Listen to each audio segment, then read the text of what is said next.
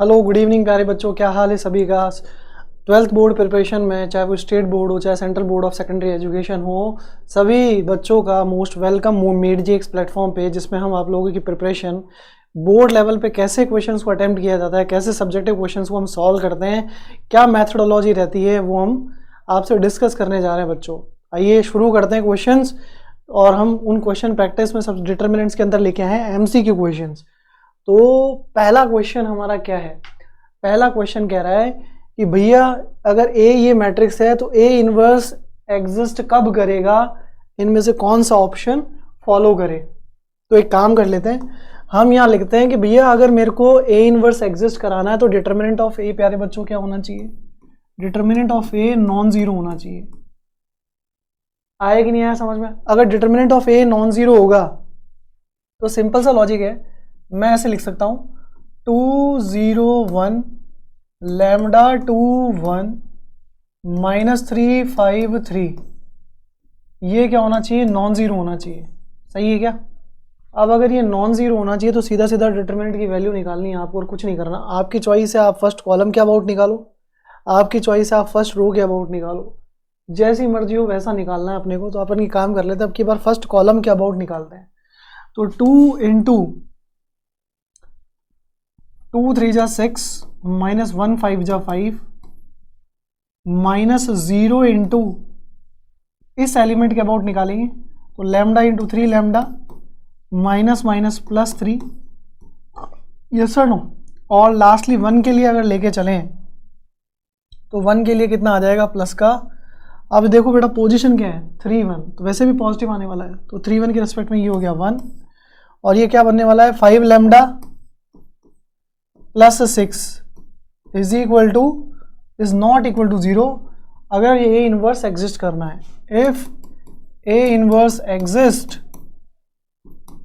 ये determinant non zero होना जरूरी है। आया कि नहीं आया समझ में? अब देखना ये कितना बन गया? 2 -0 + 5 lambda +6 is not equal to 0। यहां से मुझे कितना मिला? यहां से मुझे मिला भैया 6 और 2 8, तो 5 लैम्डा की वैल्यू कितनी आ गई? Not equal to 8। तो लैम्डा कितना हो गया भैया? Not equal to -8/5। -8/5 लैम्डा नहीं होना चाहिए। क्लियर है क्या? अब बस ये चेक कर लो कि जो वैल्यू आपने रीराइट किया, जैसे 2 लैम्डा -3 हो गया, 0 2 5 और 1 1 3 करेक्ट हो, और जो आपने वैल्यूज कैलकुलेट की है वो करेक्ट हो। जैसे 2 के रेस्पेक्ट में 2 3 जा 6 5 1 जा 5 बिल्कुल करेक्ट है हमारा।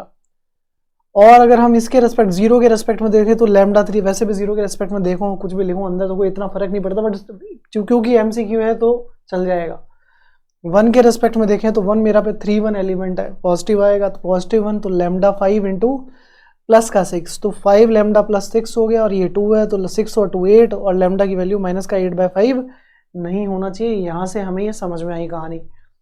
अब अगर ये कहानी समझ में आती है, इफ तो ना तो लैम्डा 2 हो, ना लैम्डा इक्वल टू 2 है, ना लैम्डा -2 है, तो none of these is the answer. इनमें से कोई सा नहीं, ये होना चाहिए। आया कि नहीं समझ में? अगर मेरा इनवर्स एग्जिस्ट करना चाहिए तो। नेक्स्ट तो देखो बेटा, if A and B are invertible matrices then which one of the following is not correct. इनमें से कौन सा है जो सही नहीं है? पहले तो आपको ये पता होना चाहिए कि A into A inverse is nothing but identity matrix, अगर इन्वर्टिबल बोला है उसने। अब यार ए और बी को इन्वर्टिबल बताया, चलो ठीक है, इन्वर्टिबल बोला है तो सिंपल सा लॉजिक में ये मान के चलता हूँ कि स्क्वायर मैट्रिक्स होगा ही तभी तो इन्वर्टिबल होगा, अदरवाइज तो स्क्वायर मैट्रिक्स नहीं होगा तो इन्वर्टिबल होने की कोई गुंजाइश ही नहीं है। आया कि नहीं आया समझ में? अब समझना, जब मैं डिटर्मिनेंट निकालता हूँ प्रोडक्ट के अंदर तो ये प्रॉपर्टी है कि determinant of A into B हमेशा determinant of A into determinant of B होता है बेटा। क्लियर है ये चीज? आप इसको एडजॉइंट वाले मेथड से भी निकाल सकते हो, मैं दोनों तरीके बताता हूँ आपको। तो यहाँ से क्या बना? Determinant of A into determinant of A inverse is nothing but determinant of identity, और डिटर्मिनेंट ऑफ आइडेंटिटी तो 1 होता है। तो डिटर्मिनेंट ऑफ ए इनवर्स कितना होगा भैया? डिटर्मिनेंट ऑफ ए इनवर्स होगा 1 बाय डिटर्मिनेंट ऑफ ए। बहुत बढ़िया। यहां से मेरे को क्या समझ में आया कि ये जो ऑप्शन लिखा हुआ है वो लिखा हुआ है determinant of A inverse is equal to determinant A का इनवर्स, यानी कि 1 बाय डिटर्मिनेंट ए लिखा हुआ है। इसका मतलब ये तो करेक्ट है, सामने हमारे। नॉट करेक्ट मांग रहा है, तो एडजॉइंट ऑफ ए क्या होता है, हम ये ऑलरेडी पढ़ चुके हैं कि भैया adjoint of A upon determinant of A, कहने का मतलब ये बात, adjoint of A upon determinant of A is nothing but A inverse. ठीक है, तो इसका मतलब ये भी सही है, इसमें भी कोई प्रॉब्लम नहीं है। ए बी का इनवर्स क्या होता है भैया, ये ऑलरेडी प्रूफ कर चुके हैं हम, B inverse A inverse. Uniqueness of the inverse जब मैट्राइसेस में मैंने पढ़ाया था तो उस केस में मैंने ए बी का inverse B inverse A inverse proof करके दिखाया था। क्लियर है क्या? तो अब मैं अगर इस वाले की बात करूं तो ये भी सही है बट ये गलत है। क्यों? I can not verify this कि ए प्लस बी का जो टोटल इनवर्स है that will be equal to A inverse plus B inverse और B inverse plus A inverse और समथिंग विल बी एल्स।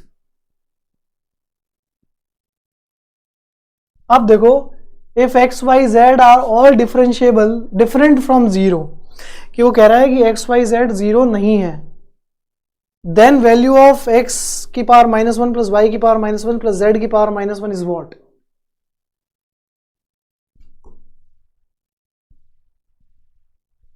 तो यहां से सबसे पहले तो मैं डिटर्मिनेंट निकालूं, तो बेसिकली क्या कर सकते हैं, कॉलम 3 को अगर मैं कॉलम 2 और कॉलम 1 में से माइनस करूं तो कॉलम 3 में से सीधा सीधा मैं लिख सकता हूं कॉलम 3 में से नहीं, कॉलम 1 में से कॉलम 3 माइनस करेंगे और कॉलम 2 में से कॉलम 3 माइनस करने वाले हैं हम। ये तो कर सकते हैं, ये तो बेसिक प्रॉपर्टीज है जो हम अप्लाई करना चाहे और अप्लाई करने की कोशिश करें तो वो की जा सकती है। अंडरस्टूड है कि नहीं? तो यहाँ से हम क्या कह सकते हैं कि जैसे ही मैंने अप्लाई किया तो ये x 0 0 बन गया, ये 0 y 0 बन गया और ये 1 1 1 प्लस z मेरे को मिल गया है। ये किसके बराबर है? 0 के। रो कॉलम ऑपरेशन तो किए जा सकते हैं ना, उसमें तो कोई बुराई नहीं है। अब मैं अगर कॉलम 1 के अबाउट एक्सपेंड करूँ तो ये दो एलिमेंट तो 0 हैं, तो बस वैल्यू किसके अबाउट निकलेगी? दिस। तो ये कितना आ गया बेटा आंसर? x इंटू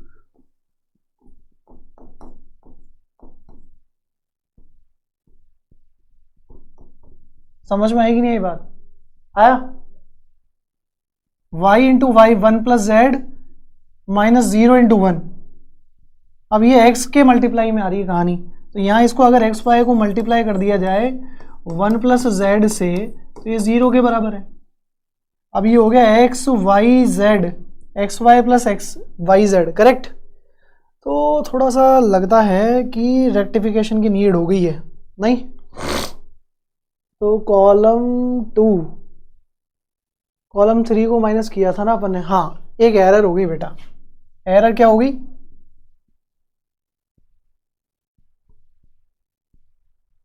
देखो, जब आप इस कॉलम को माइनस कर रहे हो तो 1 1 तो माइनस हो रहे हैं, यहाँ 0 आ रहा है, लेकिन 1 से ये माइनस उनके पास माइनस जेड भी तो देगा। ये अगर माइनस हो रहा है तो ये 0 हो रहा है, ये यहाँ पे y बच रहा है, और जब ये माइनस होगा तो क्या आएगा भैया? माइनस का z आएगा। ये 1 ये 1 ये 1 प्लस जेड हो गया। बट जब आप एक्सपैंड करोगे तो आप ध्यान से सुनना, x के रेस्पेक्ट में क्या मिलने वाला है? y इंटू, ये ही सबसे बड़ी प्रॉब्लम होती है जब हम किसी भी मैथमेटिकल कैलकुलेशन को कर रहे होते हैं। We need to focus on that कि कैलकुलेशन के ड्यूरेशन में हम ये रेक्टिफिकेशन की जो भी नीड है वो प्रॉपरली लेके चलें। जैसे अभी इससे पहले जब ऑपरेशन लगाया तो यहाँ हमने कंसिडर कर लिया, यहाँ तो सिर्फ 1 ही है, जबकि इसके साथ कौन था? z। समझ में आ गई कि नहीं आई कहानी? तो यहाँ से मैं जब x को अब x इस कॉलम के अबाउट अगर एक्सपेंड करूंगा तो क्या बन जाएगा? y into 1 plus z minus minus plus Z, ये फर्स्ट ब्रैकेट आ गया। अब मैं सेकंड वाले के साथ चलता हूं तो ये वैसे भी 0 है, तो अब इसके साथ में तो कुछ भी हो वो तो वैसे भी 0 होने वाला है। अब 1 के रेस्पेक्ट में चलें तो 1 के रेस्पेक्ट में दिस इंटू दिस 0 और दिस इंटू दिस प्लस का वाई जेड, यस और no, is equal to 0, correct. ये क्या बन गया भैया, x y 1 plus z plus x z plus y z is equal to 0 आ गया। तो अब देखो इसको अंदर मल्टीप्लाई कर देते हैं, तो ये बन गया बेटा x Y z plus x z plus y z is equal to 0। अब समझना भाई, इस एक्स वाई जेड को उधर लाके अगर मैं डिवाइड करूं तो यहां सिचुएशन क्या बनेगी, एक्स वाई प्लस, या पूरे में पूरी इक्वेशन के अंदर एक्स वाई जेड से 0 डिवाइड कर देते हैं। उसने बोला वैसे भी कि नॉन जीरो है, x Y Z are all different from zero, non zero values हैं। तो ये क्या बन जाएगा भैया 1/x। क्या करना है मेरे को, दोनों तरफ एक्स वाई जेड से डिवाइड कर देना है, आया ना। तो क्या बन गया 1/z 1/1 और ये बन जाएगा 1/y और ये बन जाएगा भैया 1/x इज इक्वल टू 0। तो 1/x plus 1/y plus 1/z is coming out to be answer -1। समझ में आ गया होगा। तो रिजल्ट क्या आएगा, डी ऑप्शन। समझे कि नहीं समझे, अंडरस्टूड है क्या। अब देखो नेक्स्ट,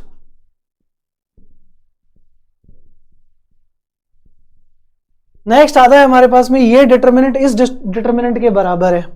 जब दो डिटर्मिनेंट बराबर होती है तो एलिमेंट नहीं, डिटर्मिनेंट की कांस्टेंट वैल्यू बराबर होती है। तो डिटर्मिनेंट की कांस्टेंट वैल्यू कितनी हो गई, 2x square minus 40 is equal to 6 3 जा 18 माइनस 7 2 जा 14।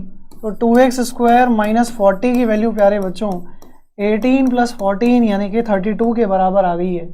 और अगर 32 के बराबर आ गई है तो 2x स्क्वायर किसके बराबर हो जाएगा, 40 प्लस 32, और वो आता है हमारे पास में 72। तो x स्क्वायर बराबर हो गया 36 के। तो यहाँ से x मेरे को मिल रहा है प्लस माइनस 6 के बराबर। आया कि नहीं आया समझ में।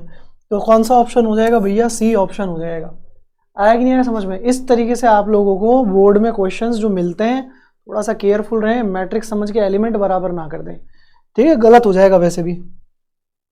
The area of the triangle whose vertices are given is 9 square units, then the value of k will be what। तो यहां से हम क्या लिख सकते हैं भैया, हाफ ऑफ डिटर्मिनेंट वैल्यू, सीधा सीधा simple, x1 x2 x3 y1 y2 y3 1 1 1, ठीक है। तो x1 x2 x3 क्या लिख सकते हैं, -3 3 0, या आप x1 y1 x2 y2 x3 y3 लेके चले। तो यहां से हो गया -3 3 और 0, और y1 y2 y3 कितना हो गया 0 0 k, और यहाँ आ जाएगा 1 1 1, सिंपल, इज इक्वल टू कितना है भाई 9 स्क्वायर यूनिट्स। 2 को उधर मल्टीप्लाई कर दो, तो 2 अगर मल्टीप्लाई होगा तो कितना आ जाएगा, ये हो गया -3 3 0 0 0 k and 1 1 1 is equal to 9 2 जा 18। समझ में आया कि नहीं आया। अब यहां तक अगर समझ में आ गया बेटा तो ध्यान से समझना कि अगर मैं इसको एक्सपेंड करने जाऊं तो मैं सीधा सीधा एक्सपेंडिंग अलोंग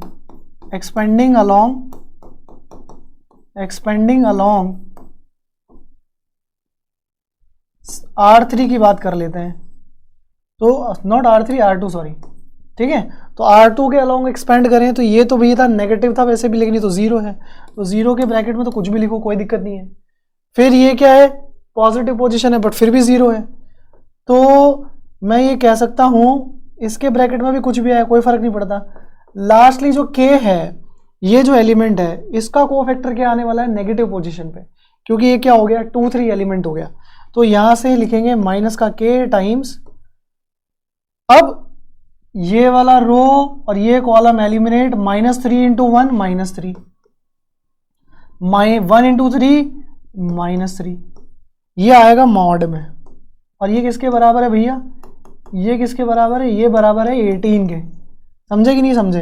तो ये कितना बन गया 3 और 3 6 6 × k 6k, तो मॉड ऑफ 6k मेरा 18 के बराबर है भाई।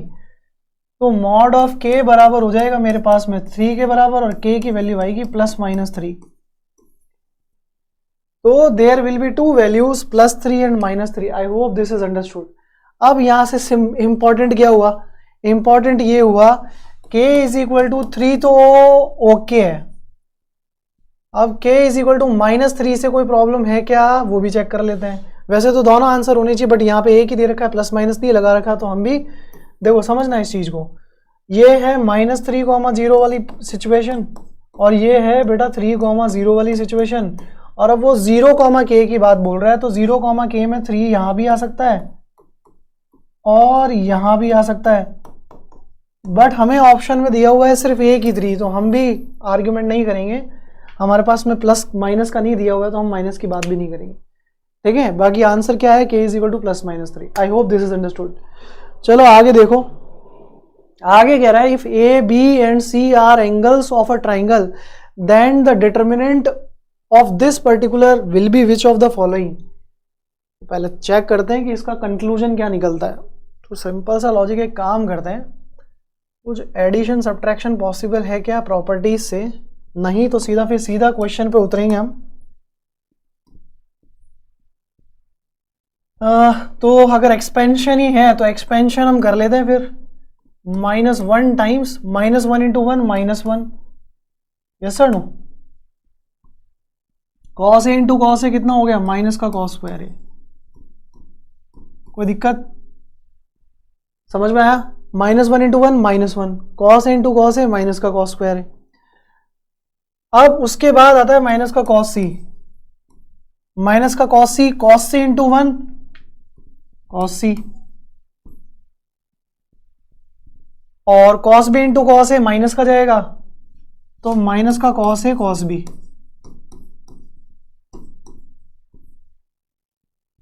क्लियर है? Plus cos B × cos A × cos C,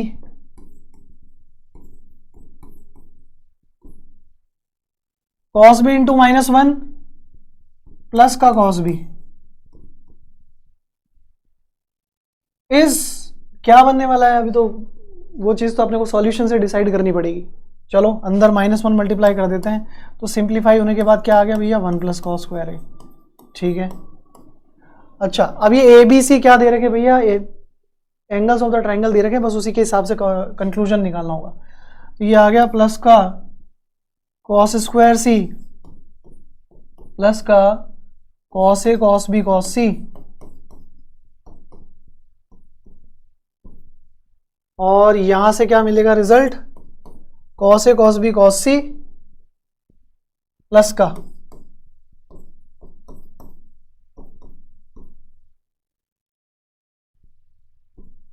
और लास्टली कितना मिलेगा, प्लस का cos square B,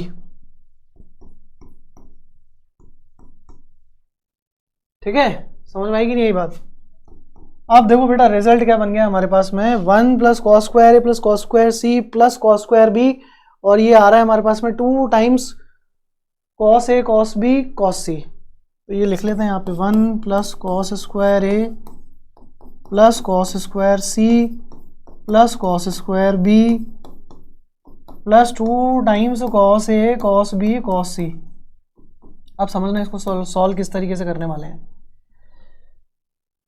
main important बात ये होती है कि जो कैलकुलेशन कर रहे हो बस उसका ध्यान रखना कि 1 के रेस्पेक्ट में देखें तो भैया कैलकुलेशन सही है बिल्कुल, cos स्क्वायर है, माइनस का 1 माइनस का cos स्क्वायर है, माइनस का cos C हमने लिया, cos C पॉजिटिव ठीक है, वो नेगेटिव ठीक है, cos B ठीक है, और अगर हम बात करें cos B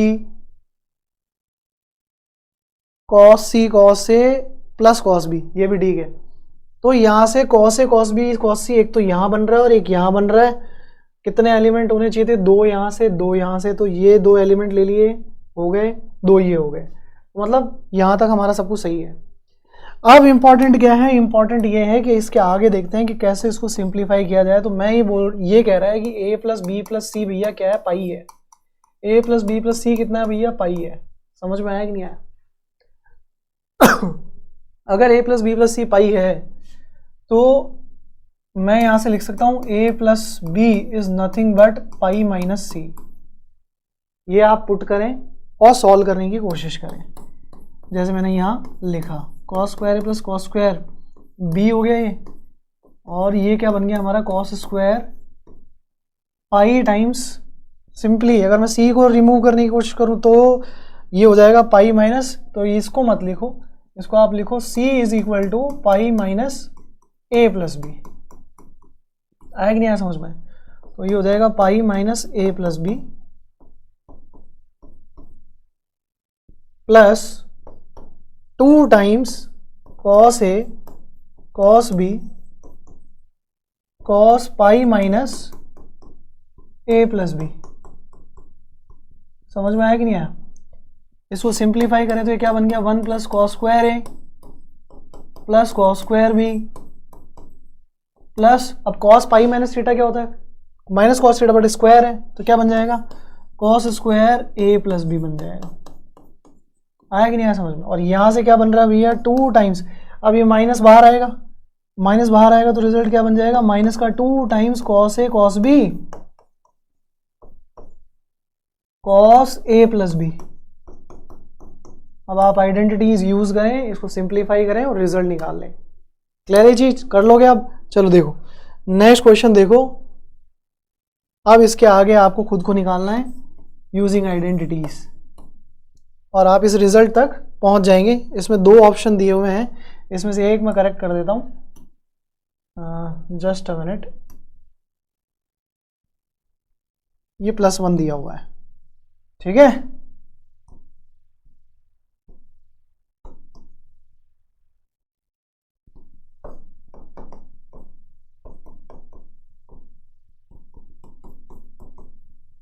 समझ में आया कि नहीं आया? कुछ नहीं करना है, cos square A plus B की आइडेंटिटी, अब कॉस ए प्लस बी की आइडेंटिटी लगाएं तो cos square A cos square B minus sine square A sine square B लगेगी ना भाई, cos A cos B minus sine A sine B का whole square लगेगा। अब यहाँ cos A plus cos B में भी आपको ऐसे ही करना है, सिंप्लीफाई करोगे some terms will get cancelled और उससे जो रिजल्ट बन के निकलेगा that will be from here. अगर नन ऑफ दीज आता है तो none of these, option A आता है, बी आता है, सी आता है, वो अपने को सिर्फ चेक करना है। ठीक है बच्चों, क्लियर है? चलो देखो आगे कह रहा है the maximum value of this theta is real here. तो अगर थीटा रियल है तो हम यहां से अगर कैलकुलेट करना शुरू करें तो इसको अगर मैक्सिमाइज या मिनिमाइज करना, उससे पहले हम क्या कर सकते हैं, हाँ कॉलम C3 में सारे 1 हैं और सबको अगर कॉलम फर्स्ट और कॉलम सेकंड से माइनस करें तो हमारा रिजल्ट मिल जाएगा हमें। तो हम क्या कर लेते हैं, C1 goes to C1 minus C3 लिख देते हैं और C2 goes to C2 minus C3 लिख देते हैं। तो रिजल्ट क्या बन गया भाई, ये रिजल्ट बन गया 0 0 cos theta 0 sine theta 1 1 1 1 determinant. Correct, simplified हो गया। कैसे? अब आप एक्सपेंड कर दो कॉलम 1 के अबाउट, एक्सपेंड अलोंग C1। तो जैसे आप C1 के अलोंग एक्सपेंड करें तो फर्स्ट 2 एलिमेंट तो 0 ही हो गए, तो फिर तो कोई मतलब ही नहीं बचा। 0 को कोफैक्टर से प्लस 0 को कोफैक्टर से मल्टीप्लाई करने का कोई मतलब ही नहीं, वो तो वैसे भी 0 हो जाएगा। लास्ट एक कॉस थीटा जरूर है, तो इस कॉस थीटा को जब मल्टीप्लाई करेंगे इसके कोफैक्टर से तो वो आएगा 1 into 0 0 minus sine theta into 1 minus का साइन थीटा। आया कि नहीं आया समझ में? क्लियर है क्या भाई? आई होप ये चीज समझ में आ गई होगी। तो अब एक इंपॉर्टेंट ये तो देखो, ये थी पोजीशन कौन सी, जब आपने माइनस किया तो ये 0 हो गए, बहुत बढ़िया। तो यहां फिर 1 कैसे आया, ये भी 0 ही होगा। चलो वो तो खैर कोई दिक्कत नहीं है, इसका तो कोई इफेक्ट भी नहीं आ रहा था। 0 0 0 0 कॉस थीटा, करेक्ट। तो अब अगर इसको मल्टीप्लाई करते हैं तो 1 into 0 minus cos theta sine theta, minus का कॉस थीटा साइन थीटा आ गया हमारे पास में, तो फाइनल रिजल्ट आ गया माइनस का कॉस थीटा साइन थीटा। अब माइनस का कॉस थीटा साइन थीटा की बात कर रहा है तो मैं इसको 2 से मल्टीप्लाई डिवाइड करूं तो ये हो गया 1/2 2 sine theta cos theta. 2 sine theta cos theta ये आ गया हमारे पास। 2 साइन थीटा कॉस थीटा कितना होगा भाई, साइन 2 थीटा। तो यहां से रिजल्ट क्या बन गया, माइनस का 1/2 साइन 2 थीटा। आप समझना ये एक साइन का ट्रिग्नोमेट्रिक रेशियो है सीधा सीधा, जिसकी रेंज -1 से 1 होती है, ये हमने क्लास 11th में पढ़ा है। तो माइनस, तो ये जो इस वैल्यू को जिसको मैं y मान के चल रहा हूँ, इसको अगर मैं थोड़ी देर के लिए y कंसिडर कर लूँ, इस डिटर्मिनेंट की वैल्यू को अगर मैं y कंसिडर कर लूँ, इस डिटर्मिनेंट की वैल्यू को बेटा मैं y कंसिडर कर लूँ, तो y की रेंज जो हो सकती है, रेंज ऑफ y, वो कहाँ से कहाँ तक जाएगी, वो y की रेंज मेरी मल्टीप्लाई बाय -1 से 1 sin 2 थीटा की वैल्यू के हिसाब से चलेगी। आया ना? तो वो ये बोला the maximum value of this determinant. तो भैया मैक्सिमम तो तभी आएगा जब मेरे को sin 2 थीटा नेगेटिव का -1 मिले, और वो कितना आएगा, -1/2। समझे? अगर मैं जैसे मान लो ये हो गया 1/2 माइनस का, तो यहाँ से ऑप्शन कितना आ रहा है, फर्स्ट ऑप्शन। आप कहो सर ऐसा क्यों, 1 रखो ना, तो बेटा वो -1/2 आ जाएगा। और अगर sin 2 थीटा की वैल्यू आप 1/2 रखे तो और कम हो जाएगा, √3/2 और कम हो जाएगा। तो सिंप्लीफाइड वे में अगर समझें, maximum of the delta what I want it will be nothing but plus का 1/2, और वो भी कब होगा, जब when sin 2 theta will be -1। समझे कि नहीं समझे? अंडरस्टूड है क्या भाई? क्लियर है ये चीज? चलो नेक्स्ट देखो। अब वो कह रहा है कि एडजॉइंट ऑफ ए 144 है, where A is the square matrix of order 3/3, then determinant of A कितना होगा। तो बेटा डिटर्मिनेंट ऑफ ए अगर आपको निकालना है, तो डिटर्मिनेंट ए और एडजॉइंट ए का एक रिलेशन समझाता हूं। हमने पढ़ा था जब इनवर्स हम निकाल रहे थे, इनवर्स मेथड, तो उसमें हमने एक चीज पढ़ी थी, ए इंटू एडजॉइंट ऑफ ए। ध्यान से देखना ना, ए इंटू एडजॉइंट ए कितना आया था हमारे पास में, ऐसा आया था जब 3/3 की, जब ए मेरा क्या है 3/3 का मैट्रिक्स है। तो ये हो गया determinant A 0 0 0, determinant A 0 0 0, determinant A. Yes sir no? समझ में आई कि नहीं ये कहानी?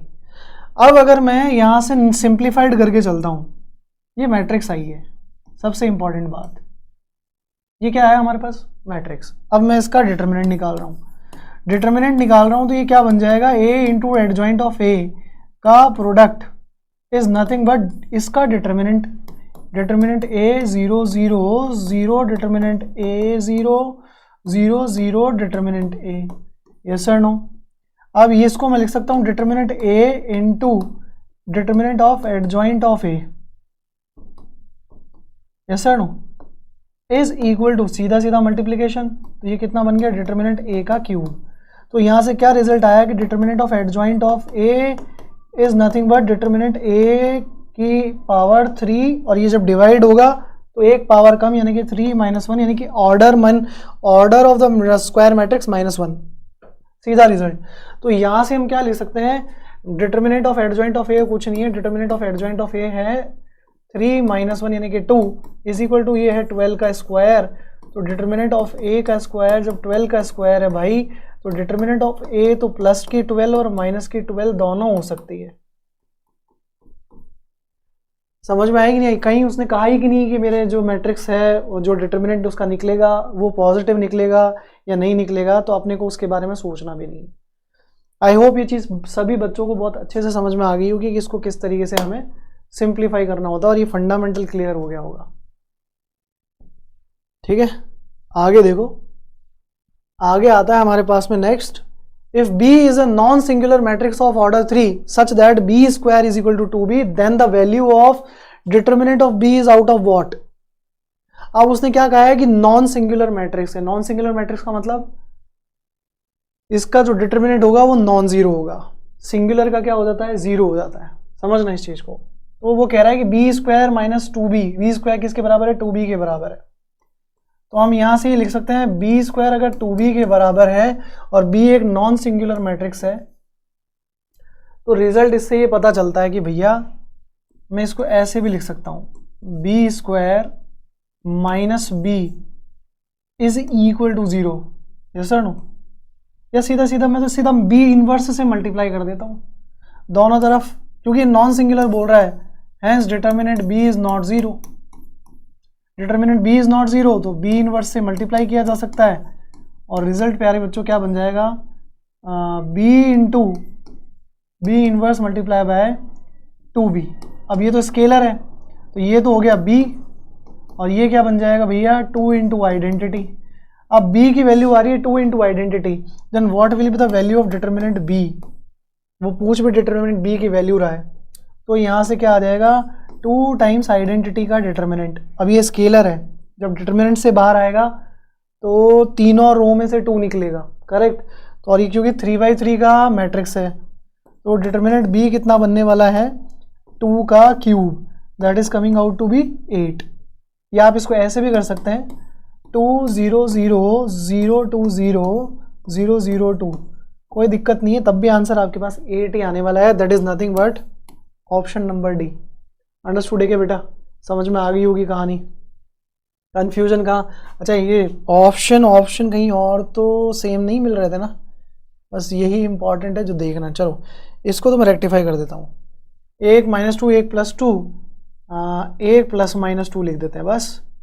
तो वैसे भी ऑप्शन तो ना सी है ना बी है ना ए है, ऑप्शन तो डी है, बट हाँ ठीक है, सेम है तो उसका बेनिफिट नहीं होना चाहिए किसी को।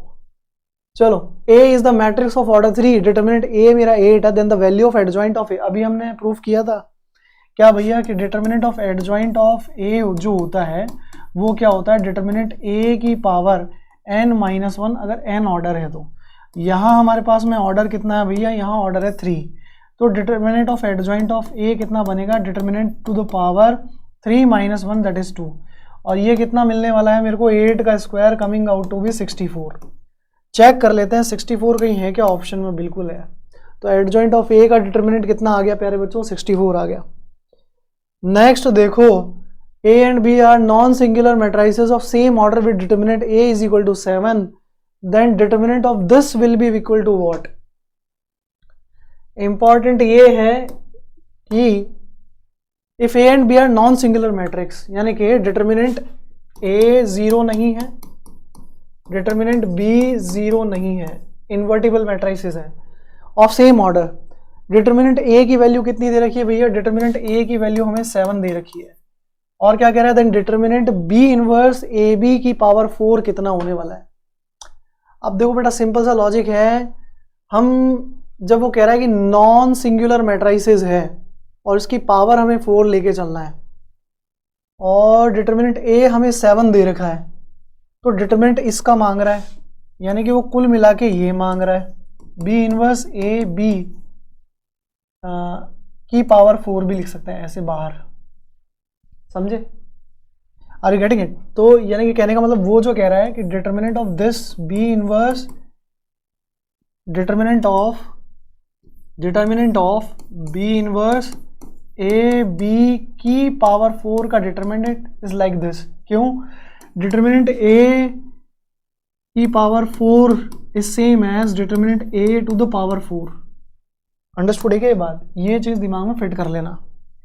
तो यहां से प्रोडक्ट का रिजल्ट अगर मैं निकालने जाऊं तो ये बनेगा B इनवर्स का डिटर्मिनेंट की पावर 4 और A का डिटर्मिनेंट की पावर 4 और B के डिटर्मिनेंट की पावर 4। अंडरस्टूड है ये बात? अब यहां से सिंपली आपको क्या करना है भाई, B इनवर्स का जो डिटर्मिनेंट होता है वो 1 डिटर्मिनेंट B होता है, वो आ गया 4। A का डिटर्मिनेंट कितना दे रखा है 7 की पावर 4, और ये हो गया डिटर्मिनेंट B की पावर 4, तो ये हो गया भैया कैंसिल, और 7 की पावर 4 यानी कि 49 का स्क्वायर, और 7 की पावर 4 ही दे रखा है ऑप्शन में, तो हम भी 7 की पावर 4 लिख के छोड़ देते हैं। आया कि नहीं आया समझ में? Is it clear? देखो नेक्स्ट, अब वो कह रहा है कि the matrix is not invertible for what. अब इन्वर्टिबल कब नहीं होगी, जब डिटर्मिनेंट ऑफ, अगर मैं इसको A मान लूं, वो क्या हो जाए 0, वो क्या हो जाए भैया 0। तो चेक करते हैं इसका डिटर्मिनेंट हम चेक कर लेते हैं, 2 - 1 3 लैम्डा 0 7 -1 1 4, ये क्या हो जाना चाहिए 0। उसी से मेरे को पता चल जाएगा कि भैया कौन से उसके लिए मेरे पास में लैम्डा के लिए ये नॉन इन्वर्टिबल है, यानी कि इसका डिटर्मिनेंट क्या है 0 है। तो चेक करते हैं 2 अगर हम लेते हैं, यानी कि फर्स्ट रो के अबाउट एक्सपेंड करते हैं, एक्सपेंड अलोंग रो 1, तो सिंपल सा लॉजिक बन गया भाई, सिंपल सा लॉजिक क्या बन गया, अगर R1 के अलॉन्ग एक्सपैंड कर रहे हैं तो ये हो गया 2 into 0 into 4 0 minus 7 plus 1 into lambda 4 यानी कि 4 लैम्डा माइनस माइनस प्लस 7 और ये हो गया प्लस का 3 multiply by lambda into 1 lambda minus 0 is equal to 0 आ जाना चाहिए। अंडरस्टूड है? 2 के रेस्पेक्ट में निकाल लिया, आई गया हमारे पास रिजल्ट, माइनस माइनस प्लस 1 हो गया क्योंकि इसका कोफैक्टर इस -1 जो एलिमेंट है इसका कोफैक्टर नेगेटिव होगा तो ये क्या हो जाएगा, माइनस माइनस प्लस हो जाएगा। 4 लैम्डा प्लस 7, 3 के रेस्पेक्ट में क्या हो जाएगा, लैम्डा माइनस 0 आ ही रहा है हमारे पास। ये हो गया माइनस का 14 plus 4 lambda plus 7 plus 3 lambda is equal to 0 and the result comes out to be 3 lambda 4 lambda हो गया 7 लैम्डा बेटा, 14 माइनस 7 हो गया 7 तो वो हो जाएगा 7, तो लैम्डा की वैल्यू क्या हो जाएगी 1 फॉर नॉट बीइंग इन्वर्टिबल यानी कि डिटर्मिनेंट ए 0। तो लैम्डा की वैल्यू कितनी आई बेटा, 1 आई। कहां से आई, सी से। The matrix A is not invertible for lambda is equal to 1। Understood है? अन्य एलिमिनेट मत कर देना, डी ऑप्शन की कहीं टिक लगा दो जल्दबाजी में, पता चले एक आंसर आया भी था, मेहनत भी की, गलत हो गया। अब देखो द पॉइंट आर को linear then a1 v1 is what, simple. पूरे ट्राइंगल का जो ये जिसको हम बोल रहे हैं यानी कि x1 y1 x2 y2 x3 y3 वो सीधा यहाँ डिटर्मिनेंट के अंदर रखो, a1 a2 a3 b1। अब ये a3 क्या है हमारे पास, a1 प्लस a2 है। ये क्या है, b1 b2 b1 plus b2 है। ये क्या है 1 1 1। ये क्या हो जाना चाहिए, इससे एरिया ऑफ ट्राइंगल निकलता है, बट इसको अगर 0 कर दें तो क्या बन जाएगा भाई, कोलिनियर बन जाएगा। क्या ये फंडामेंटल क्लियर हुआ? अब ध्यान से देखना क्या किया जा सकता है ताकि ये सिंप्लीफाई हो जाए। अब देखो इसको अगर मैं सीधा सीधा एक काम करूं, C3 गोज टू ऑपरेशन लगाऊं C3 minus C1 plus C2। अब समझना इस चीज को ना, तो यहाँ ऑपरेशन लगाने के बाद ये ऑपरेट करने के बाद हमारे पास फंडामेंटली क्या बचने वाला है, इन दोनों को ऐड किया। पहले तो यहाँ तो a1, यहाँ तो a1 लिख दो, यहाँ b1 लिख दो, यहाँ 1 लिख दो, यहाँ a2, यहाँ b2 और यहाँ 1। a1 प्लस a2 जब a1 प्लस a2 में से माइनस होगा 0 आ जाएगा, ये भी 0 आ जाएगा। ये थोड़ा हमारे पास 1 प्लस 1 जब 1 में से माइनस होगा तो यहाँ माइनस का 1 आएगा और ये 0। अब देखो सिंपली मैं एक्सपैंड करूंगा तो किसके अलॉन्ग करूंगा, एक्सपैंड अलोंग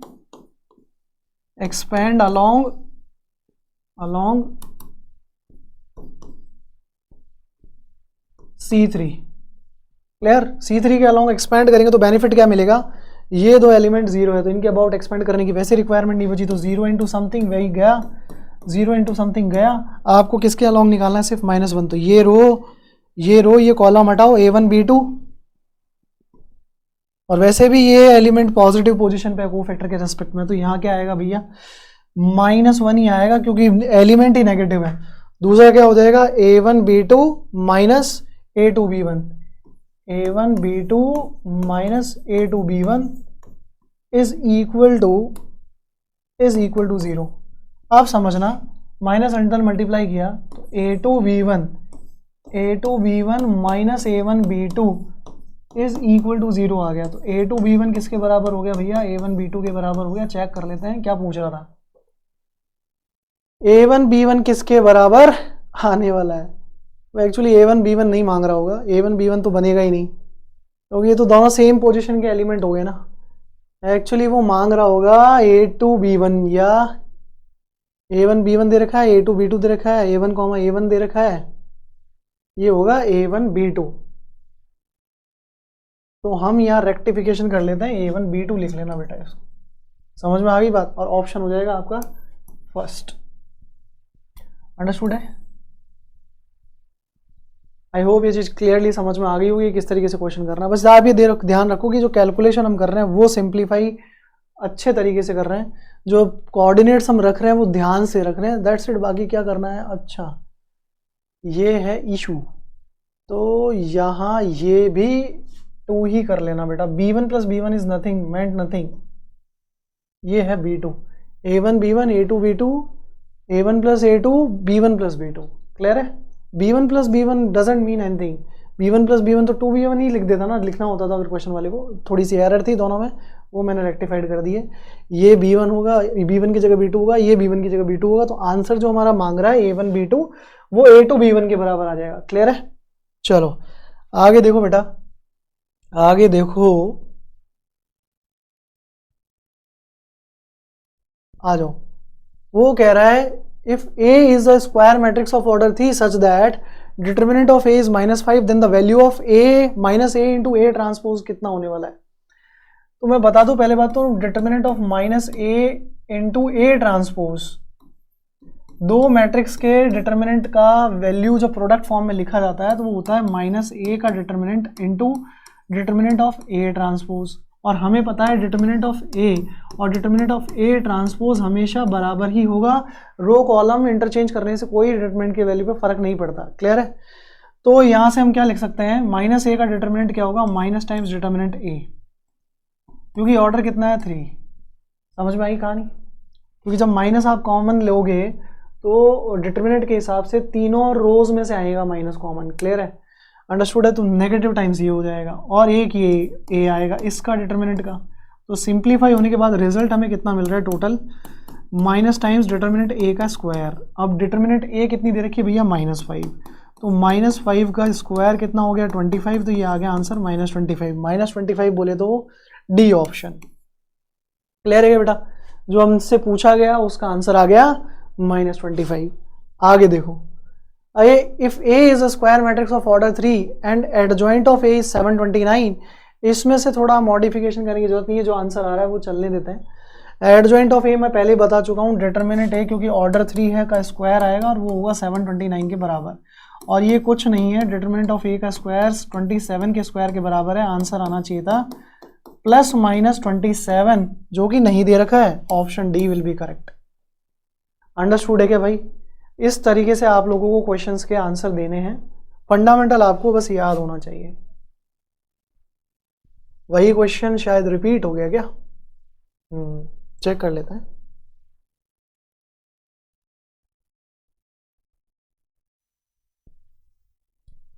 -2 3, हाँ रिपीट हो गया, तो ये आप रिपीटेड है, do it by your own,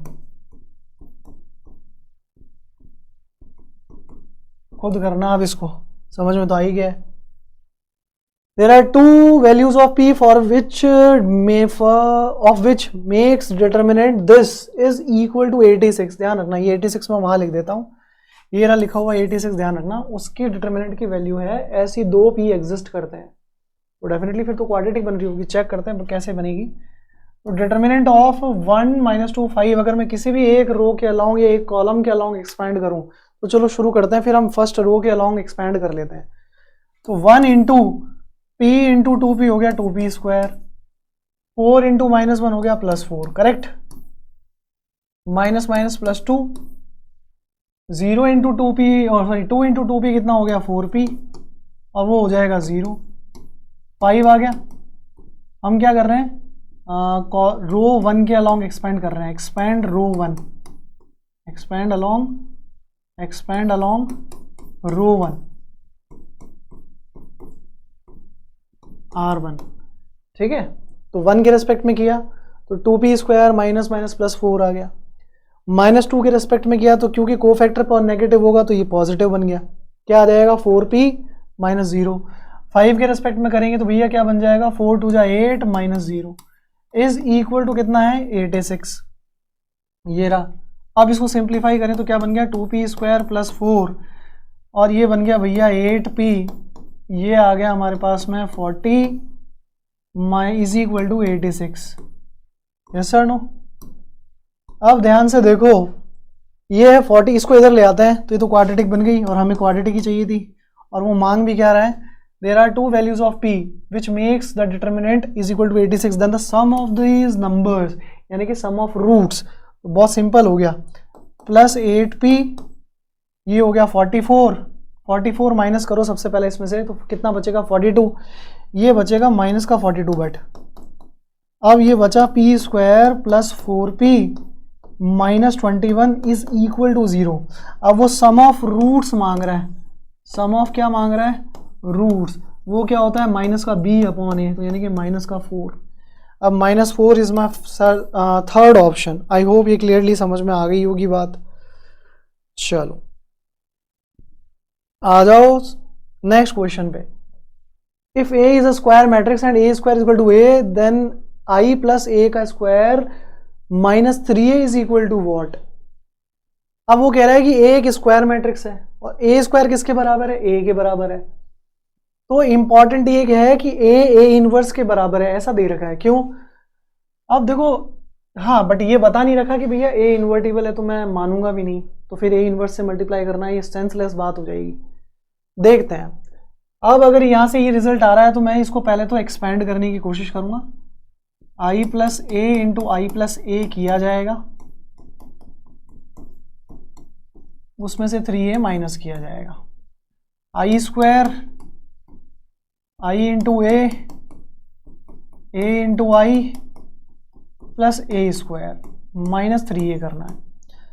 उसमें हमें क्या पता चला भाई, आई स्क्वायर आइडेंटिटी का स्क्वायर, तो आइडेंटिटी को किसी मैट्रिक्स से मल्टीप्लाई करो तो मैट्रिक्स, ये भी मैट्रिक्स,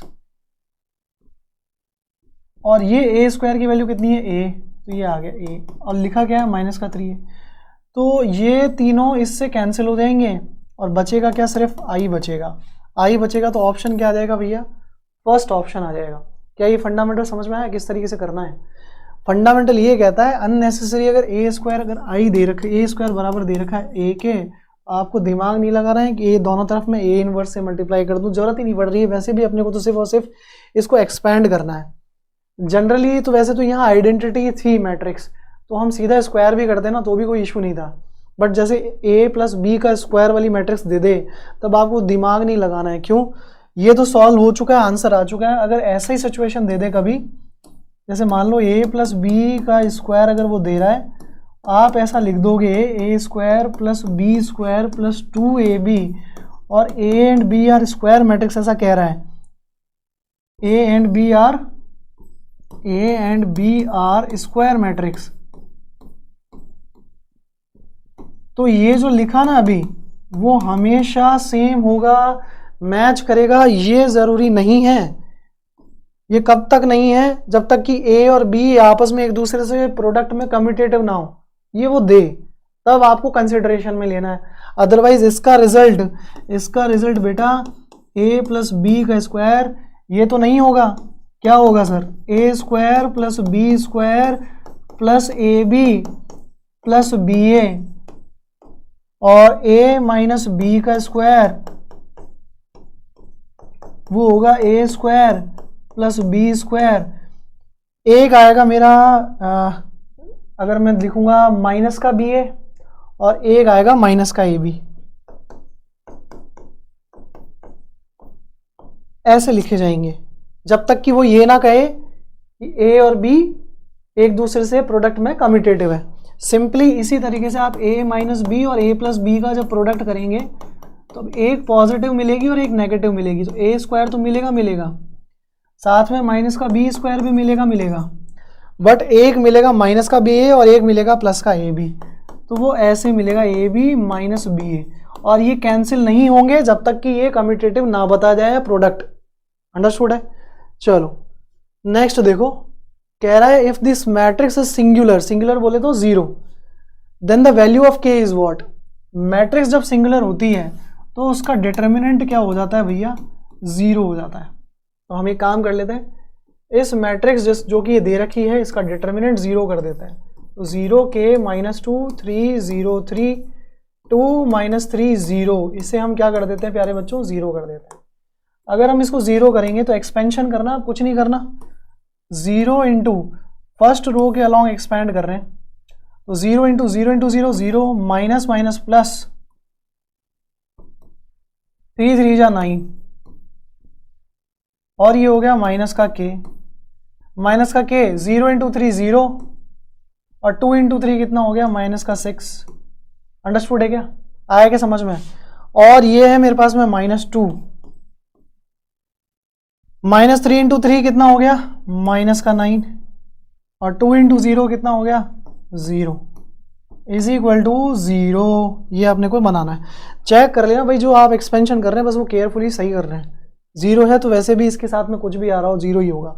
-k लिखा, 3 × 0 0, 2 3 जा 6, माइनस का आ गया, माइनस का 2 लिखा, 3 0 जा 0, 2 3 जा 9 माइनस का, और ये आ गया 0। तो अब यहाँ से देखो ये तो हो गया वैनिश 0, ये कितना आ गया माइनस का प्लस का 6k, और ये कितना हो गया 18 प्लस का इज इक्वल टू 0। तो k की वैल्यू कितनी आ गई भाई, -3 आ गई, जो कि है ऑप्शन ए। देखो डिटर्मिनेंट हो, मैट्रिक्स हो, या फिर हम बात करें कुछ कंप्यूटेटिव जो कैलकुलेशंस उसमें एप्लीकेशन ऑफ डेरिवेटिव्स में, एप्लीकेशन ऑफ इंटीग्रल्स में, या फिर लीनियर प्रोग्रामिंग प्रॉब्लम्स या प्रोबेबिलिटी, जहाँ भी कैलकुलेशन वाला पार्ट आ जाएगा वहाँ बहुत केयरफुल रहना है और बहुत आराम से उसको, मतलब कॉन्फिडेंट तो रहें, करें भी थोड़ा सा फास्ट, बट इतना फास्ट नहीं कि हम कैलकुलेशन गड़बड़ कर दें और हमारा सोल्यूशन गलत हो जाए, सीधा मार्क्स कटेंगे। कोई उसका कोई और उपाय नहीं होता है कि कोई मर्सी होगी, नहीं।